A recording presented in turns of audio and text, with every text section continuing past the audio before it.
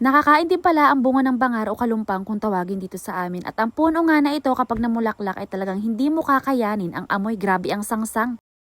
Meron nga nakapagsabi sa akin na nakakain daw talaga ang bunga ng bangar. Kaya naman pumunta nga ako dito sa may malaking puno ng bangar para manguha ng ilang pirasong bunga. Bangar o kalumpang ang tawag namin sa puno na to. At kapag nga nagkaroon to ng bulaklak, naku talaga namang kainaman ang baho. At hindi mo gugustuhin na tumambay sa ilalim ng puno na to. Dahil ang amoy kasi ng bulaklak niya ay amoy dumi ng tao. Talagang masusuffocate ka. Marami din siya kumamunga at bago nga ako magsungkit dyan, namulot muna ako ng mga buto na nalaglag sa lupa. Ganito yung itsura ng mga buto niya. Para siyang buto ng atis na malalaki at yung nasa loob pala niyan ang nakakain. Buti na lang talaga yung mga ibang sanga ng bangar na to ay mabababa kaya hindi ako masyadong nahirapan sa pagsungkit ng kanyang mga bunga. Yung mga kulay brown pala dyan ang mga sinungkit ko kasi yun ay mga hinog na. At yung itsura naman pala ng loob niya ay ganito. Nagulat nga rin ako, para siyang mga malalaki na garapata. Yung mga dulo ng buto yun ang mga nakadikit at medyo nailang nga ako dyan na hawakan kasi talagang kakaiba yung itsura niya. Pero nung hinawakan ko naman na matigas. Bukod pala dun sa kulay black na balat niya kanina, meron pa ulit siyang isang balat na medyo mahirap tanggalin bago mo makikita yung talagang pinakang buto niya. Kapag namulaklak din pala ang puno na to, hindi lang dito sa puno na aamoy ang masangsang na amoy, talagang malayo ang nararating ng amoy. Pero alam nyo ba, kahit na sobrang baho ng bulaklak nito, ang nakakapagtaka ay hindi siya nilalangaw. Bukod dito sa puno ng bangar o pungapong, meron pa akong isang alam na bulaklak na napakabaho din talaga ng kanyang amoy at ang tawag na namin doon ay yung bulaklak ng pungapong. Pero yung bulaklak na yun ng pungapong yun naman ay nilalangaw, pero itong sa bangar ay hindi. Sabi nila sa akin nakakain daw to kahit nahilaw, pero ang gagawin ko ay iihawin ko at kapag daw kasi napasobra ang kain mo nito ay nakakahilo. Dito na kami nag-ihaw sa may tabing ilog dahil mamaya pupunta kami sa kabila para magtiba ng saging. Mga 4 na piraso dyan ang inihaw ko at ang pinili ko nga dyan ay yung mga hindi pa nakabukan ng sobra. Napakaganda nga rin dito sa pwesto na pinagpilian namin na pag-ihawan. Napakasarap ng simoy ng hangin. Idagdag mo pa nga na napakaganda rin ng tanawin, parang ang sarap-sarap dito magtambay. At dahil nga magtitiba pa pala kami ng saging, habang hinihintay nga namin na maihaw ay pumunta na kami sa may kabilang ilog. Ilang araw nang hindi umuulan kaya malinaw na ang tubig. Yun nga lang medyo malalim pa rin talaga at inabot nga hanggang bewang ko. Pagkarating nga namin dito sa may kabilang ilog, diretso hanap kaagad kami na magugulang na dyan na saba na pwede nang tibain. Marami kaming nakita ng mga magulang na pero ang kukuhanin lang namin ay yung kaya naming bitbitin pa uwi. Yung una ko nga dyan na natiba ay malaki pero kayang-kaya naman tong buhatin mamaya ng asawa ko at magtitiba pa nga rin ako ng mga ilang puno na bibitbitin ko naman. Yung sumunod na 2